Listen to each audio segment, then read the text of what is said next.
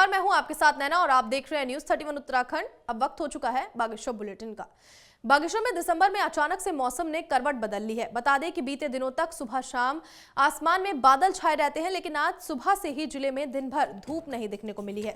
साथ ही जिले में अब सर्द हवाओं के साथ कड़ाके की ठंड पड़ने लगी है, जिससे लोगों के स्वास्थ्य पर भी असर देखने को मिल रहा है। वहीं लगातार पड़ रही ठंड की वजह से लोगों को काफी परेशानियों का सामना करना पड़ रहा है।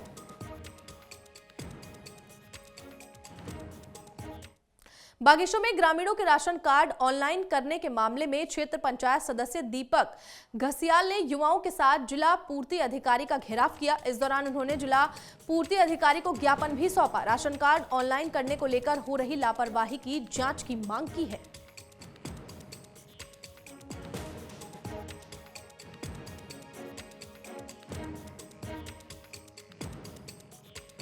कमला देवी करके एक कार्ड धारक थी, उन्होंने यहाँ पर आई थी कई बार। तो हमारे गांव से ही किसी नीमा देवी के करके किसी का कार्ड यहाँ पर बीपीएल का कटा हुआ था, तो उनके किसी बच्चे की सरकारी नौकरी लग गई थी। उसके तहत तो डिपार्टमेंट वालों ने बोला था कि क्या कहते हैं उस कार्ड धारक को कि आप ही के गाँव में किसी को कार्ड मिलेगा, इस तरीके की बात वहाँ पर हुई थी।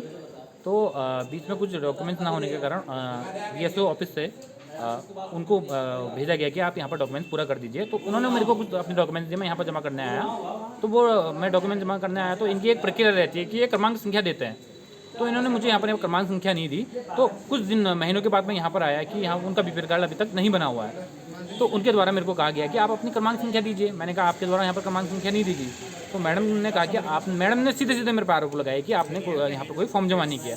तो गरीमत ये रही कि मैंने उस समय की जब मैंने यहाँ पर क्या कहते हैं फॉर्म जमा किया, तो मैंने वहाँ पर उसकी वीडियो बनाई थी। तो मैंने मैडम को वो वीडियो दिखाई, तो मैडम ने माना कि हाँ आपने कार्ड जमा किया है। तो यहाँ पर टोटली ये हम सीधे सीधे ये कह सकते हैं कि जो लोग आते हैं यहाँ पर तो उनको क्रमांक संख्या न देके बीपीएल कार्ड बनाने की जो बात की जाती है, कहीं ना कहीं डिपार्टमेंट की यहाँ मिली भगत से यहाँ पर क्या कहते हैं बीपीएल कार्ड जो ग्रामीण आते हैं उनको गुमराह करने का यहाँ पर DSO ऑफिस में कार्य किया जाता है। और जो उस ग्राम सभा की यूनिट कट रही है, उस ग्राम सभा को नहीं मिल रही है, वो भी बहुत बड़ा यहाँ पर प्रश्न चिन्ह उठाता है। तो हम यहाँ पर DSO साहब से मिलने के लिए आए थे। कल फोन में भी वार्तालाप हुई थी। DSO साहब ने भी मेरे से यही बात की थी कि अगर आपको क्रमांक संख्या नहीं मिली है तो आप झूठ बोल रहे हैं। बल्कि मैं आपको बता दूं वो वीडियो मैंने DSO साहब के समक्ष भी रखी है।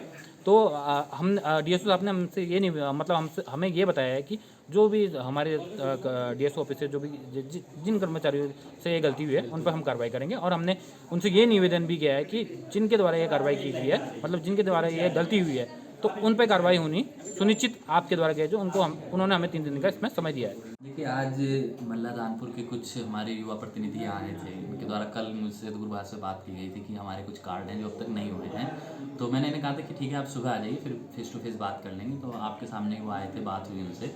और जब उनके रिकॉर्ड चेक करेंगे तो ये पता चला कि 24 नवंबर को उनके कार्ड ऑनलाइन हो चुके हैं। तो इससे वो थोड़ा सेटिस्फाइड थे कि चलो उनके कार्ड तो बने हैं। पर उनका दूसरा इशू ये था कि यहाँ उन्हें प्रॉपर जानकारी नहीं दी गई कि वो कल या परसों आए थे, तो अगर ये बात उन्हें जानकारी दे दी जाती। तो इस संबंध में मैंने अपने स्टाफ को सुबह ही आज निर्देशित करा था कि कोई भी अगर राशन कार्ड के रिलेटेड आता है तो बाहर हेल्प डेस्क लगी है, वो वहीं से जानकारी लेगा और वहीं वो बताएंगे। इसके अलावा मैंने इन्हें बताया कि हमारे कंट्रोल रूम है ही है, जो क्या नाम लेके वर्किंग डे में 10 से 5 तक चलता है, तो उस पर भी फ़ोन करके आप बात कर सकते हैं। इनका ये इशू था जो काफ़ी हद तक सॉर्ट आउट हुआ। वो यहाँ से संतुष्ट भाव के साथ यहाँ से गए, आपने देखा।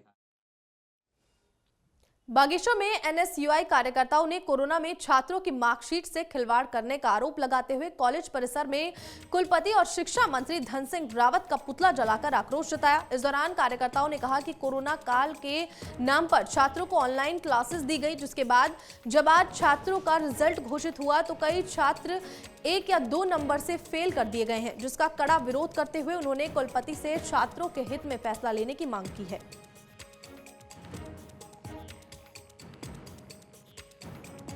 सर्वप्रथम जब कुमाऊं यूनिवर्सिटी से हमने एक गाइडलाइन मांगी थी जिसमें 6 महीने का पाठ्यक्रम होता है, तो वो 6 महीने का पाठ्यक्रम न कराते हुए कुमाऊं यूनिवर्सिटी ने पेपर करवा दिया और न ही छात्र छात्राओं के पाठ्यक्रम को पूर्ण किया। उसके बाद भी छात्र छात्राओं ने पेपर दिए, जिसमें छात्र छात्राएं आज अपने अंक तालिकाओं से वंचित हैं, जिनको फेल किया गया है। और कोविड गाइडलाइन के अकॉर्डिंग ये एक गलत मैसेज जा रहा है छात्र छात्राओं के बीच में। NSUI द्वारा उच्च शिक्षा मंत्री माननीय श्री धन सिंह रावत जी का और कुलपति महोदय का पुतला फूंका गया। मैं आपको बताना चाहता हूं, विगत दिनों 6 सेम के रिजल्ट घोषित हो रखे हैं, लेकिन उसमें मैं आपको बताना चाह रहा हूँ कि 60% से ज़्यादा बच्चे 1 या 2 नंबर से फेल कर रखे हैं उनको। कहीं ना कहीं इसमें हम मानते हैं कि इनके कुलपति महोदय इन लोग की गलतियाँ हैं, क्योंकि पहली बात तो आपको बताना चाहता हूँ, पिछले बार जब कोरोना काल हुआ था तो बच्चों की पढ़ाई नहीं हुई थी, पूरा साल भर बच्चों की पढ़ाई नहीं हुई थी। उसके बाद भी बच्चों को उन्हें पेपर में बैठाया गया, तो कहीं ना कहीं इन लोगों ने उसके पेपर में बैठाने के बाद भी बच्चे अगर 1 या 2 नंबर से फेल हो रहे तो कहीं ना कहीं इसमें कुमाऊं यूनिवर्सिटी का जो बच्चों के साथ जो खिलवाड़ा है वो एनएसयूआई बिल्कुल बर्दाश्त नहीं करेगी। बागेश्वर में उत्तराखंड रजिस्ट्रार कानूनगो संघ की बीते 1 महीने से 9 सूत्रीय मांगों को लेकर हड़ताल जारी है। बता दें कि आज भी रजिस्ट्रार कानूनगो संघ की ओर से तहसील परिसर में नारेबाजी की गई। वहीं वक्ताओं का कहना है कि वे शासन से केवल एक ही मांग कर रहे हैं, या तो उनका प्रमोशन किया जाए या फिर उन्हें कार्य मुक्त कर दिया जाए।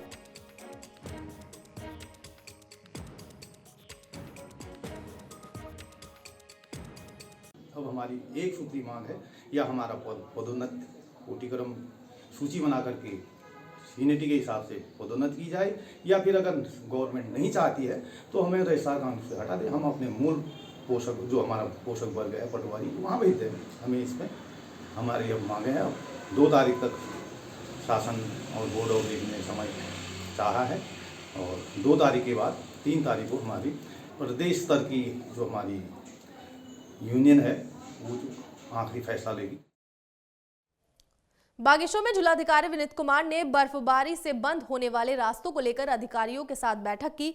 इस दौरान उन्होंने अधिकारियों से बर्फबारी से बंद होने वाले रास्तों को अभी से खोलने के लिए तैयारी करने के निर्देश दिए हैं और ऐसे रास्तों में जेसीबी तैनात रखने को और चालक का मोबाइल नंबर आपदा कंट्रोल रूम को देने की बात कही है।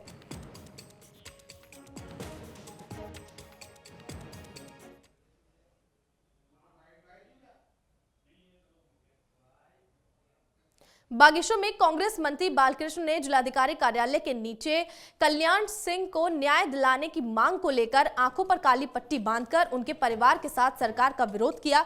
वहीं उनका कहना है कि महायोजना से परेशान होकर कल्याण सिंह ने आत्महत्या की थी, जिसके बाद पुश्तैनी जमीन पर बन रहा उनका मकान आज तक नहीं बन पाया है, जिससे उनके परिवार में आर्थिक संकट छा गया है। वहीं उन्होंने विधायक चंदन रामदास पर भी आरोप लगाते हुए कहा कि उन्होंने कई बार महायोजना मामले को हटाने की बात कही, लेकिन आज तक इस पर कोई ठोस कार्रवाई नहीं की गई है। देखिए, बागेश्वर जनपद वासियों के साथ बहुत बड़ा एक अछूता व्यवहार किया गया है। बागेश्वर में महायोजना लगाकर बागेश्वर की जनता के साथ उत्पीड़न किया गया है और सरेआम यहाँ पर देखा जा रहा है कि जहाँ बिल्डिंगें बन रही, घूसखोरी चल रही है और उसके बाद भी शासन प्रशासन और जबकि यहाँ के 2 मुख्यमंत्री ने और यहाँ के विधायक चंदन रामदास जी ने कहा कि ये महायोजना जल्दी हटा देंगे, लेकिन अभी तक ये चुनावी वर्ष आ चुका है, लेकिन अभी तक महायोजना के बारे में कोई टिप्पणी नहीं है और अभी तक कोई ऐसा शासनादेश नहीं आया कि महायोजना घट रही है। महायोजना हमारे बुजुर्गों की ज़मीन है और ये पाजरण लगा रखा है, हमारी ज़मीन होती है, हमसे दुकानें बनाने दे रहे हैं। ये प्रदेश बालकृष्ण महामंत्री जी के उसमें हम बोल रहे हैं, अगर ऐसा ही रहा तो हम भी आत्महत्या करने को उतार हो जाएंगे और ये कानून को जल्दी वापस किया जाए। किस समस्या को लेकर आज आपने यहाँ पे प्रदर्शन किया? देखिए, हमारे प्रदेश महामंत्री श्री बालकृष्ण जी जो लगातार ही जनविरोधी कानूनों का उनके खिलाफ रहते हैं, उन समस्याओं को दूर करने के लिए हमेशा धरना प्रदर्शन में आगे रहते हैं। और वही आज एक यहाँ पर जो ब्रिटिश ज़माने में भी ऐसे कानून नहीं थे, जिस ढंग से ये सरकारी भाजपा सरकार ने यहाँ पर गरीबों के साथ जो अन्याय बागेश्वर में किया है महायोजना के नाम पर, यहाँ के गरीब लोग अपना मकान नहीं बना पा रहे हैं, अपनी भूमि होते हुए भी आज उनको भूमिहीन जैसा कर दिया है। बागेश्वर के कांडा कमस्यार में कांग्रेस कमेटी कार्यालय का उद्घाटन किया गया, जिससे कपकोट विधानसभा में चुनावी सरगर्मियां तेज हो गई हैं। बता दें कि कार्यालय के उद्घाटन में कांग्रेस जिलाध्यक्ष लोकमणि पाठक, ब्लॉक अध्यक्ष दीप कांडपाल और पूर्व विधायक ललित फरसवान समेत कई कार्यकर्ता मौजूद रहे।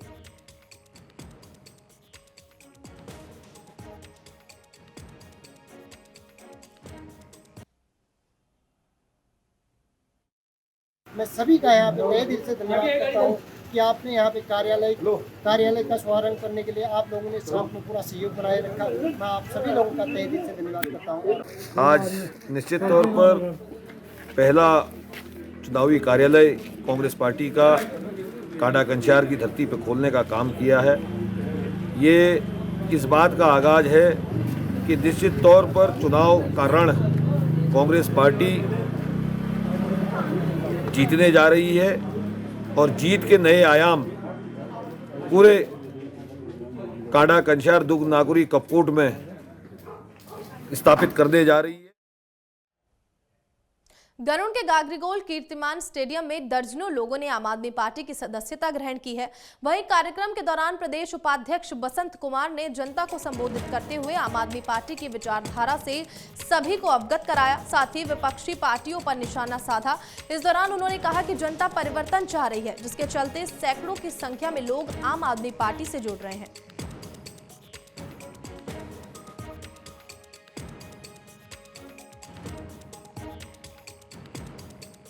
लोगों में और हमारे इसी तरीके से जगह जगह पर छोटे प्रोग्राम चल रहे हैं और हमारा पूरा बागेश्वर विधानसभा के अंदर सभी जगह पर लोगों को जागरूक किया जा रहा है। आम आदमी पार्टी की विचारधारा से अवगत किया जा रहा है। बिजली, पानी, शिक्षा, स्वास्थ्य, रोजगार पर जो हमारा ब्लूप्रिंट है, जो हमारे प्लान है, जो हमारा एजेंडा है, उसको लोगों के सामने प्रस्तुत कर रहे हैं और लोग बहुत त्रस्त हैं भारतीय जनता पार्टी और कांग्रेस से और पूरा मन बना चुके हैं कि इस बार उत्तराखंड प्रदेश में आम आदमी पार्टी की सरकार है।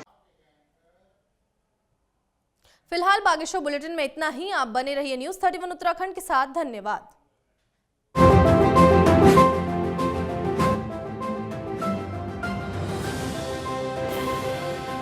उत्तराखंड से जुड़ी तमाम खबरों को देखने के लिए हमारे चैनल को सब्सक्राइब करें और बेल आइकन दबाना ना भूलें।